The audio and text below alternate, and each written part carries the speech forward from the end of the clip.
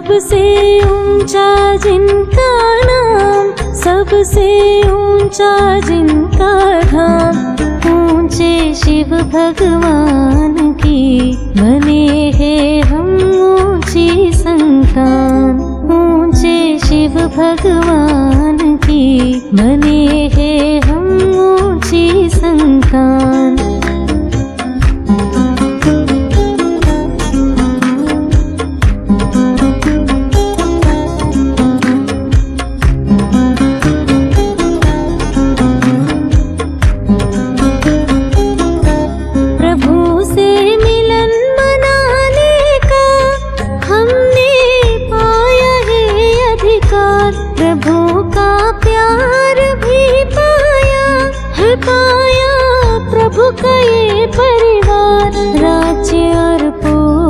पद में भी बनेंगे हम सदा ही महान।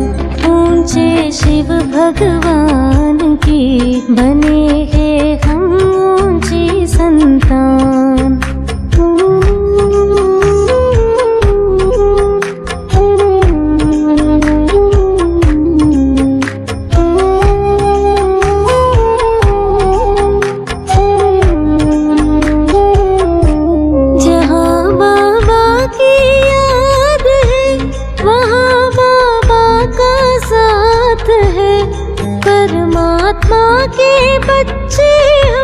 सदा रहते आबाद है, वो हमको साथ देने को छोड़ आए ही अपना धाम। ऊंचे शिव भगवान की बने हैं हम ऊंची संतान।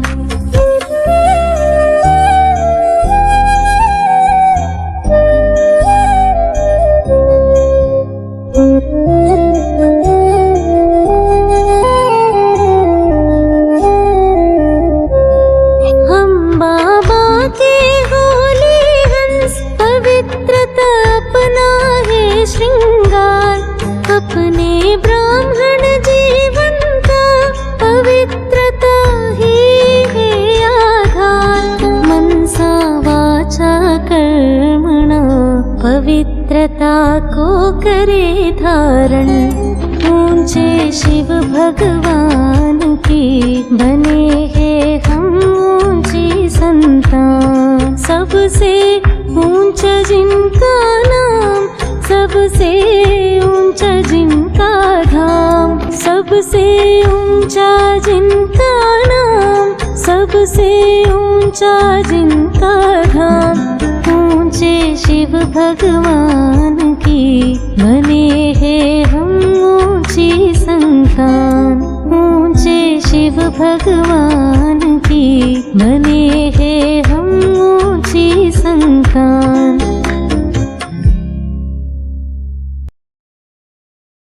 ఓం శాంతి. సంపూర్ణ పవిత్రంగా తయారై సంస్కార మిలనం జరుపుకోవడమే సత్యమైన హోలీ. రివైజ్ వాణి, డేట్ 1/3/99. ఈరోజు బాప్దాదా నలువైపులా ఉన్న తన హోలీయెస్ట్ మరియు హయ్యెస్ట్ పిల్లల్ని చూస్తూ ఉన్నారు. విశ్వంలో అందరికంటే హయ్యెస్ట్ ఉన్నతోన్నతమైన శ్రేష్ఠ ఆత్మలు పిల్లలు మీరు తప్ప మరెవరున్నారు. ఎందుకంటే మీరు ఉన్నతోన్నతమైన తండ్రికి పిల్లలు. పూర్తి కల్పమంతా తిరిగి చూడండి. అందరికంటే ఉన్నత పదవి గలవారు మరెవరైనా కనిపిస్తారా? రాజ్యాధికారి స్వరూపంలో కూడా మీకంటే ఉన్నత రాజ్యాధికారులుగా ఎవరైనా అయ్యారా? తర్వాత పూజ మరియు మహిమలో చూడండి. ఆత్మలైన మీకు ఎంత విధిపూర్వక పూజ జరుగుతుందో అంతకంటే ఎక్కువగా ఎవరికైనా పూజ జరుగుతుందా? డ్రామా యొక్క అద్భుతమైన రహస్యం ఎంత శ్రేష్టమైనదంటే మీరు స్వయంగా చైతన్య స్వరూపంలో ఉన్నారు మరియు ఈ సమయంలో మీ పూజ్య స్వరూపాన్ని జ్ఞానము ద్వారా తెలుసుకున్నారు మరియు చూస్తూ ఉన్నారు కూడా. ఒకవైపు చైతన్య ఆత్మలైన మీరు ఉన్నారు, రెండవ వైపు మీ జడ చిత్రాలు పూజ్య రూపంలో ఉన్నాయి. మీ పూజ్య స్వరూపాన్ని చూస్తూ ఉన్నారు కదా. జడ చిత్రాల రూపంలో కూడా ఉన్నారు. మరియు చైతన్య రూపంలో కూడా ఉన్నారు. కాబట్టి ఇది అద్భుతమైన ఆట కదా. అంతేకాక రాజ్యం యొక్క లెక్కతో కూడా పూర్తి కల్పంలో నిర్విఘ్న అఖండ స్థిరమైన రాజ్యము ఆత్మలైన మీ ఒక్కరిదే నడుస్తుంది. రాజులుగా అయితే చాలామంది అవుతారు, కానీ విశ్వరాజులు లేక విశ్వరాజులైన మీ రాయల్ పరివారం అన్నిటికంటే శ్రేష్టమైనది. కాబట్టి రాజ్యంలో కూడా హయ్యెస్ట్, పూజ్య రూపంలో కూడా హయ్యెస్ట్. అంతేకాక ఇప్పుడు సంగమయుగంలో పరమాత్మ వారసత్వానికి అధికారులు, పరమాత్మ మిలనానికి అధికారులు, పరమాత్మ ప్రేమకు అధికారులు, పరమాత్మ పరివారానికి చెందిన ఆత్మలు ఇక వేరే ఎవరవుతారు? మీరే అయ్యారు కదా. అయిపోయారా లేక అవుతూ ఉన్నారా? అయిపోయారు కూడా. అంతేకాక ఇప్పుడైతే వారసత్వం తీసుకొని సంపన్నంగా అయ్యి తండ్రితో పాటు మీ ఇంటికి కూడా వెళ్తారు. సంగమయుగము సుఖము, సంగమయుగ ప్రాప్తులు, సంగమయుగ సమయము మనోహరంగా అనిపిస్తాయి కదా, చాలా ప్రియంగా అనిపిస్తాయి. రాజ్యం చేసే సమయం కంటే కూడా సంగమ సమయం ప్రియంగా అనిపిస్తుంది కదా. ప్రియం అనిపిస్తుందా లేక త్వరగా వెళ్ళిపోవాలని కోరుకుంటున్నారా? బాబా వినాశనం ఎప్పుడు జరుగుతుంది అని ఎందుకు అడుగుతారు? వినాశనం ఎప్పుడు జరుగుతుందో ఏమవుతుందో మేము ఎక్కడ ఉంటామో అని ఆలోచిస్తారు కదా. బాప్ దాదా అంటున్నారు, ఎక్కడ ఉన్నా తండ్రి స్మృతిలోనే ఉంటారు, తండ్రితో పాటే ఉంటారు. సాకారంలో లేక ఆకారంలో తండ్రితో పాటు ఉంటే మీకేమీ అవ్వదు. సాకారంలో ఒక కథ వినిపించాము కదా.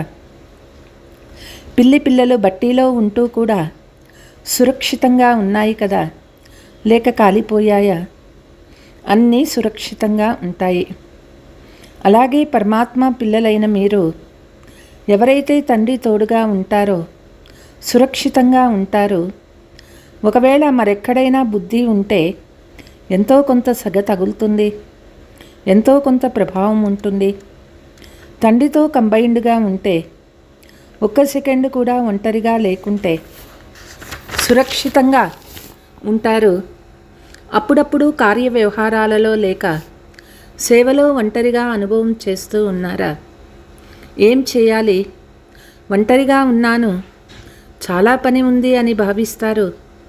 తర్వాత అలసిపోతారు కూడా. మరి తండ్రిని మీ సాదిగా ఎందుకు చేసుకోలేరు? 2 భుజాల కలవారిని సాతీగా చేసుకుంటారు. 1000 భుజాల కలవారిని ఎందుకు సాతీగా చేసుకోరు? ఎవరు ఎక్కువ సహాయం ఇస్తారు? 1000 భుజాలు కలవారా లేక 2 భుజాలు కలవారా? సంగమయుగంలో బ్రహ్మకుమారీలు లేక బ్రహ్మకుమారులు ఒంటరిగా ఉండలేరు. కేవలం ఎప్పుడైతే సేవలో కర్మయోగంలో చాలా బిజీగా అయిపోతారు కదా, అప్పుడు తోడుగా ఉన్న వారిని కూడా మర్చిపోతారు మరియు అలసిపోతారు. ఆ తర్వాత మేము అలసిపోయాము, ఏం చేయాలి అని అంటారు. అలసిపోకండి. బాప్ దాదా మీ అందరికీ సదా తోడునిచ్చేందుకే వచ్చారు. పరంధామాన్ని వదిలి ఎందుకు వచ్చారు? నిద్రిస్తూ మేలుకుంటూ కర్మ చేస్తూ సేవ చేస్తూ ఉన్నప్పుడు తోడునిచ్చేందుకే వచ్చారు కదా. బ్రహ్మ బాబా కూడా మీ అందరికీ సహయోగం ఇచ్చేందుకు అవ్యక్తమయ్యారు. వ్యక్త రూపం కంటే అవ్యక్త రూపంలో సహయోగం ఇచ్చే వేగం చాలా తీవ్రంగా ఉంటుంది. కాబట్టి బ్రహ్మ బాబా కూడా తన వతనాన్ని మార్చుకున్నారు. కనుక శివబాబా మరియు బ్రహ్మ బాబా ఇరువురు ప్రతి సమయం మీ అందరికీ సహయోగం ఇచ్చేందుకు సదా హాజరుగా ఉన్నారు. మీరు బాబా అని అనుకోగానే సహయోగాన్ని అనుభవం చేసుకుంటారు.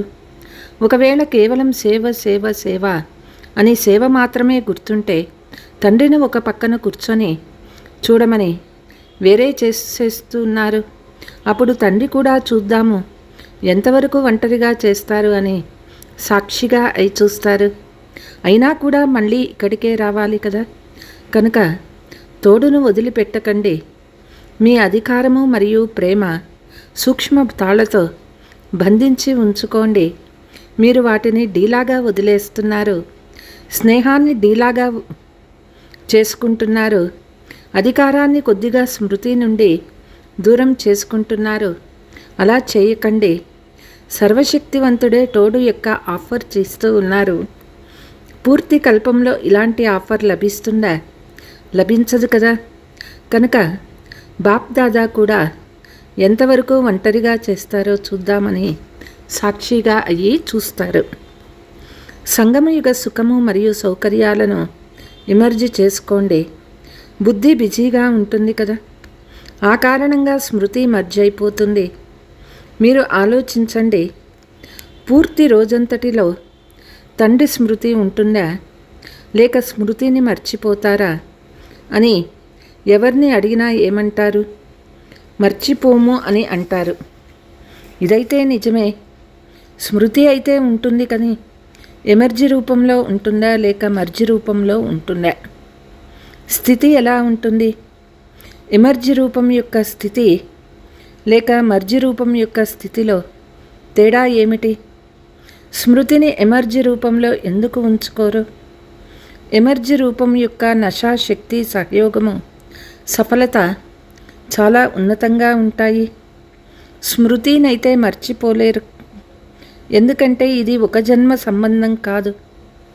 భలే శివబాబా సత్యయుగంలో తోడుగా ఉండరు, కానీ సంబంధం అయితే ఇదే ఉంటుంది కదా. కాబట్టి మర్చిపోలేరు అనేది నిజమే. అయితే ఏదైనా విఘ్నానికి వశమైనప్పుడు మర్చిపోతారు కూడా. కానీ మామూలుగా సహజ రూపంలో ఉన్నప్పుడు స్మృతిని మర్చిపోరు, కానీ మర్జీ రూపంలో ఉంటుంది. కాబట్టే బాప్ దాదా చెప్తూ ఉన్నారు, తోడు యొక్క అనుభవం మర్జీ రూపంలో ఉందా లేక ఎమర్జీ రూపంలో ఉందా? మాటి మాటికి చెకింగ్ చేసుకోండి. ప్రేమ అయితే ఉండనే ఉంది. తెగిపోని ప్రేమ ఉంది కదా. తెగిపోని ప్రేమ ఉన్నప్పుడు ఆ ప్రేమ యొక్క లాభాన్ని తీసుకోవాలి కదా. లాభాన్ని తీసుకునే పద్ధతిని నేర్చుకోండి.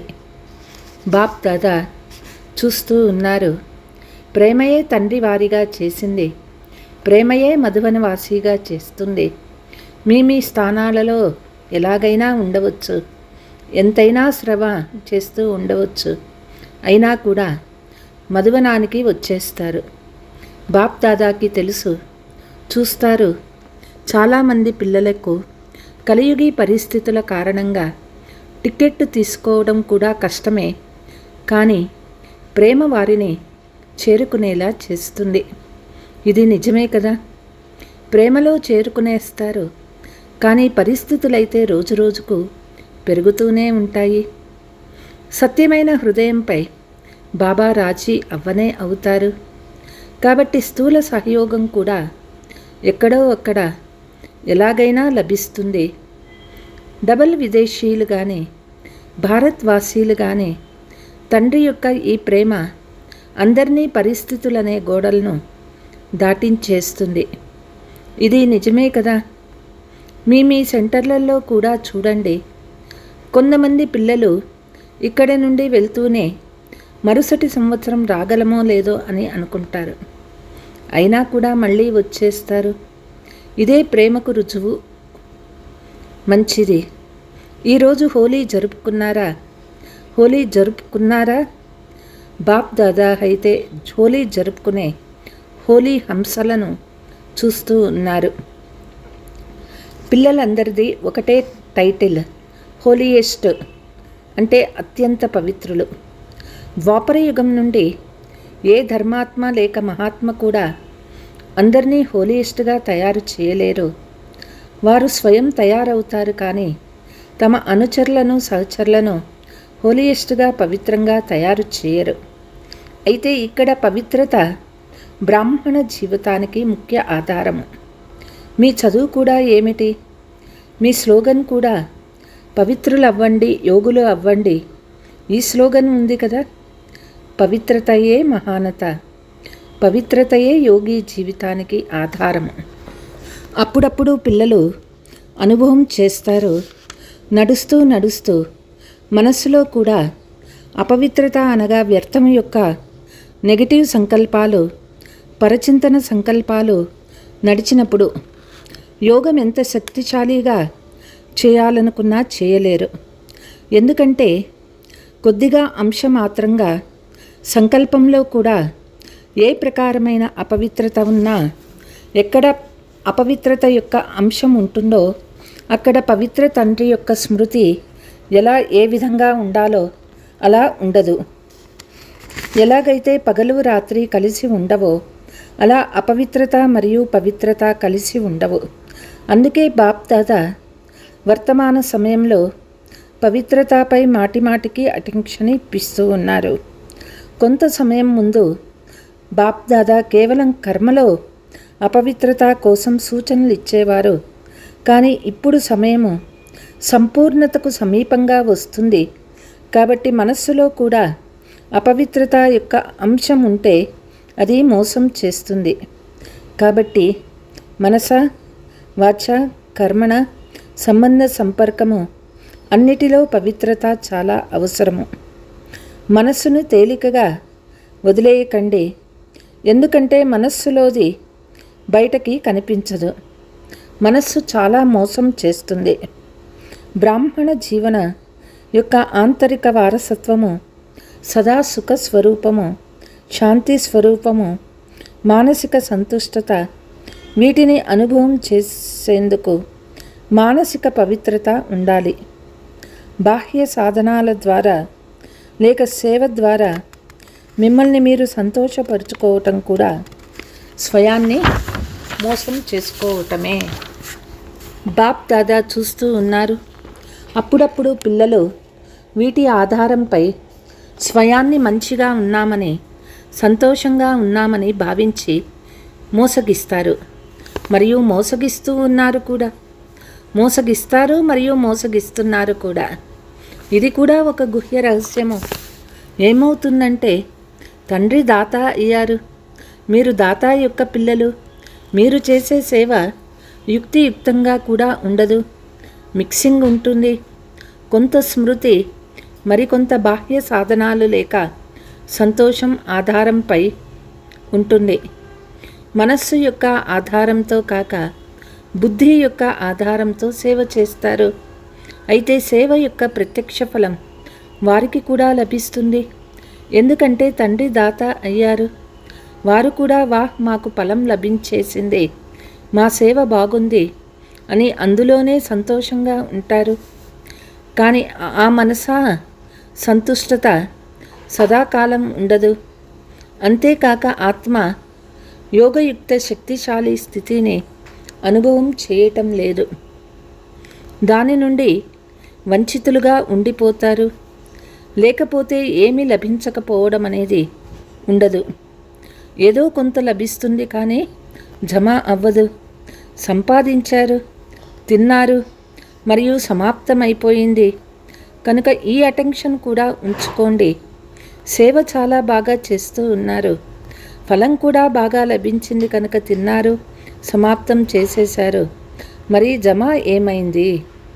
మంచి సేవ చేశారు, మంచి రిజల్ట్ వచ్చింది, కానీ అది ఆ సేవకు ఫలం లభించింది, అది జమ అవ్వదు.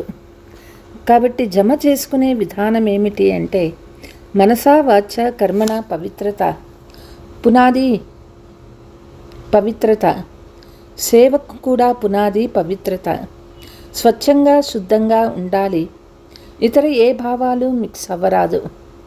భావాలతో కూడా పవిత్రత, భావాలలో కూడా పవిత్రత. హోలీ అంటే అర్థము పవిత్రత. అపవిత్రతను కాల్చేయాలి కనుక మొదట కాలుస్తారు, తర్వాత జరుపుకుంటారు. ఆ తర్వాత పవిత్రంగా అయ్యి సంస్కార మిలనాన్ని జరుపుకుంటారు. కాబట్టి హోలీ అంటే అర్థము కాల్చటము మరియు జరుపుకోవటం. ప్రపంచంలోని వారైతే ఆలింగనం చేసుకుంటారు, కానీ ఇక్కడ సంస్కారాలు కలుపుకోవాలి. ఇదే మంగళ మిలనము. కాబట్టి ఇలాంటి హోలీ జరుపుకున్నారా, లేక కేవలం నాట్యం చేశారా, పన్నీరు చల్లుకున్నారా? అది కూడా మంచిదే, బాగా జరుపుకోండి. బాప్ దాదా సంతోషిస్తారు. భలే పన్నీరు చల్లుకోండి, నాట్యం చేయండి, కానీ సదా నాట్యం చేయండి. 5-10 నిమిషాల నాట్యం కాదు. ఒకరిపై ఒకరు గుణాల వైబ్రేషన్లను వ్యాపింప చేయడమే పన్నీరు చల్లుకోవటం. ఇక ఏం కాల్చాలి అనే విశేషత మీకు తెలుసు. ఇప్పటి వరకు కూడా కాలుస్తూనే ఉంటారు. ప్రతి సంవత్సరము చేతులెత్తి వెళ్ళిపోతారు. దృఢ సంకల్పం చేశామని భావిస్తారు.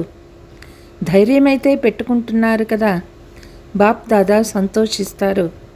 కనుక ధైర్యానికి బాప్ దాదా శుభాకాంక్షలు కూడా ఇస్తారు. ధైర్యం ఉంచుకోవటం కూడా మొదటి అడుగు. కానీ బాప్ దాదా యొక్క శుభ ఆశ ఏమిటి? సమయం యొక్క తేదీని చూడకండి. 2000లో అవుతుందా, 2001లో అవుతుందా, 2005లో అవుతుందా ఆలోచించకండి. మీరు ఎవరు రెడీగా కూడా అవ్వకండి. బాప్ దాదా దీన్ని కూడా వదిలేస్తున్నారు. కానీ ఆలోచించండి. చాలా కాలం యొక్క సంస్కారం అయితే ఉండాలి కదా.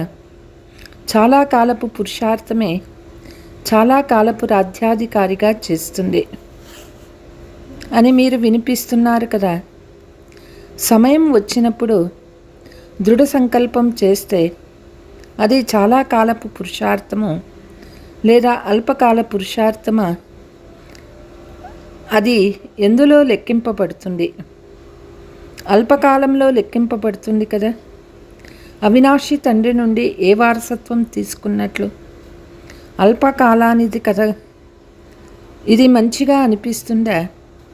అనిపించదు కదా. కనుక చాలా కాలపు అభ్యాసం కావాలి.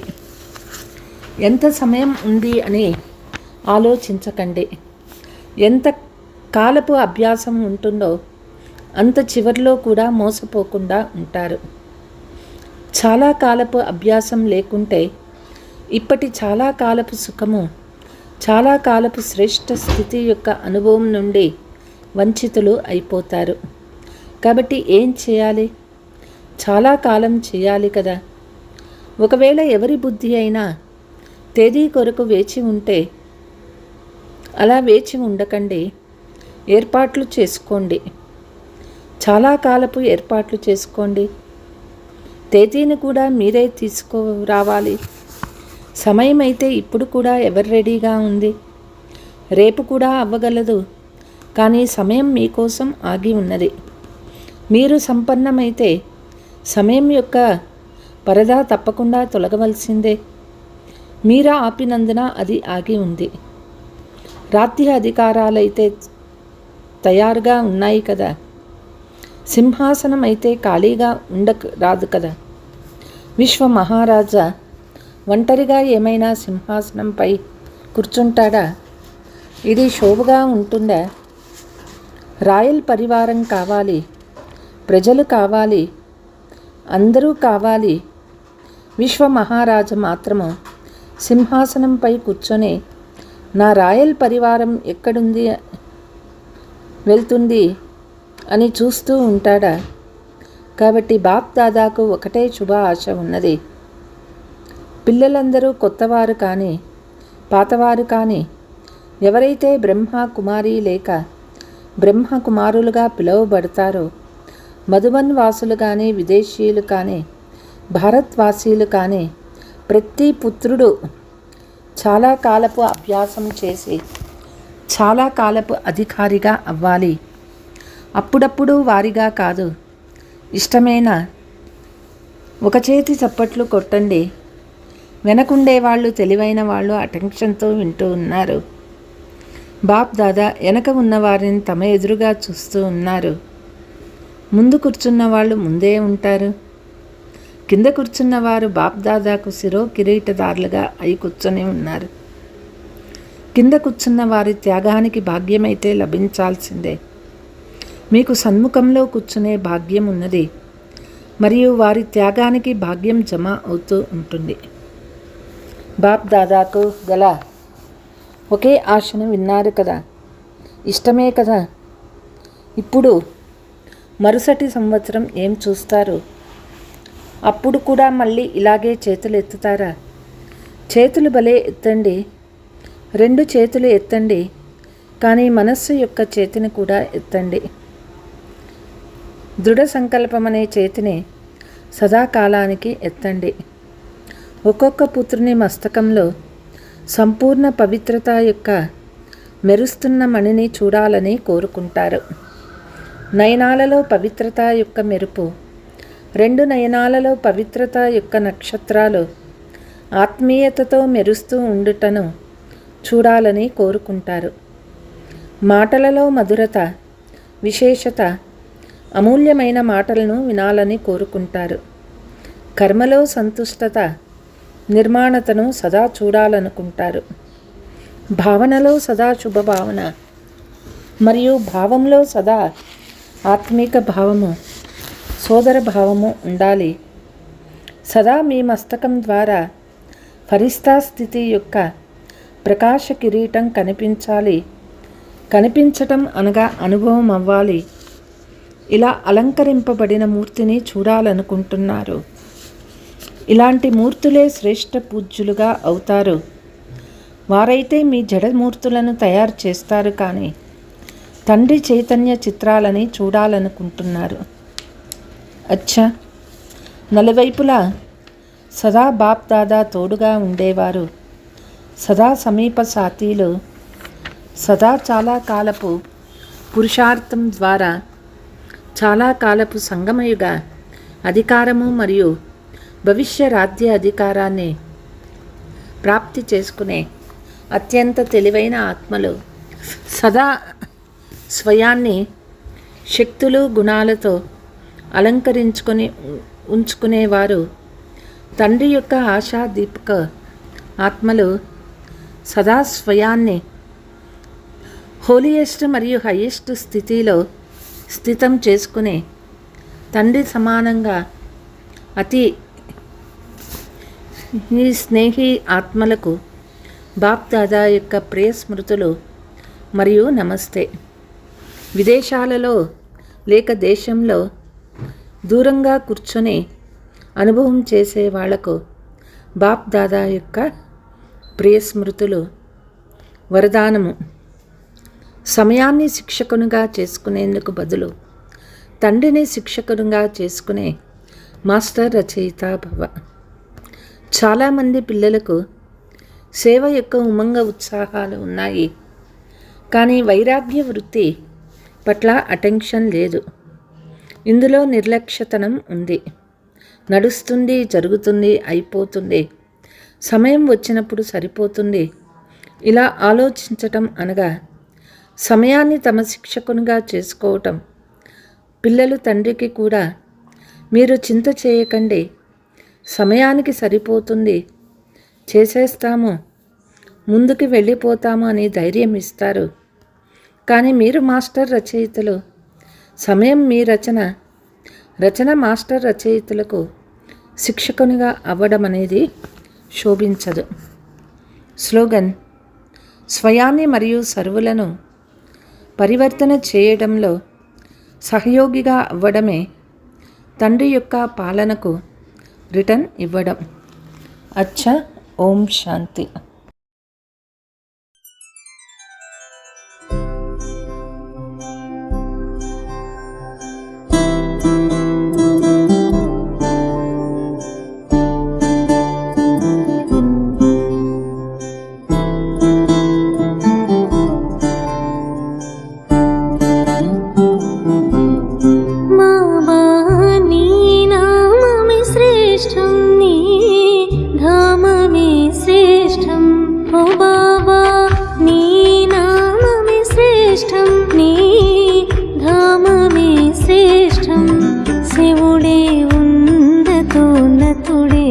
వారికే సంతానం మనమే, శివుడే ఉన్నతోన్నతుడే, వారికే సంతానం మనమే.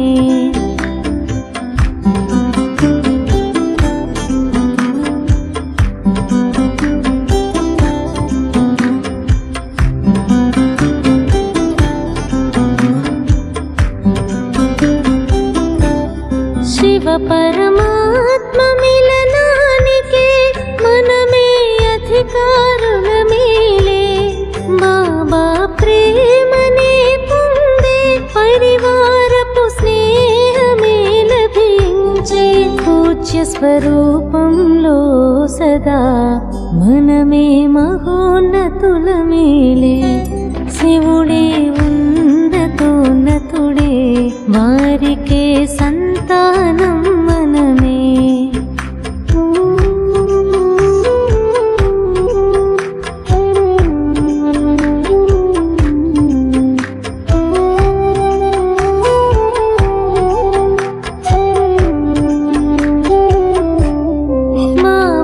స్మృతినే చేయగా బాబా తోడుగా నిలిచే, బాబా సాంగత్యంలోనే సదా సురక్షితమేలే.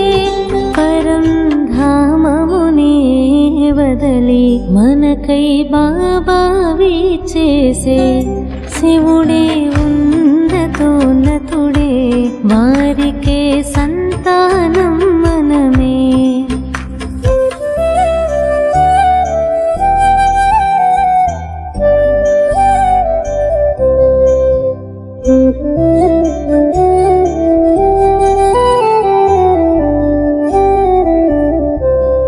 హోలీ హంసలం మనమే, పవిత్రత మన శృంగారమే. బ్రాహ్మణ జీవితానికి ఆధారం పవిత్రతయే. మనసా వాచా కర్మణ పవిత్రత ధారణి చేసే. శివుడే ఉన్నతోన్నతుడే, వారికే సంతానం మనమే. బాబా నీ నామమే శ్రేష్టం, నీ ధామమే శ్రేష్టం. ఓ బాబా నీ నామమే శ్రేష్టం, నీ ధామమే శ్రేష్టం. శివుడే ఉన్నతోన్నతుడే, వారికే సంతానం మనమే. శివుడే ఉన్నతోన్నతుడే, వారికే సంతానం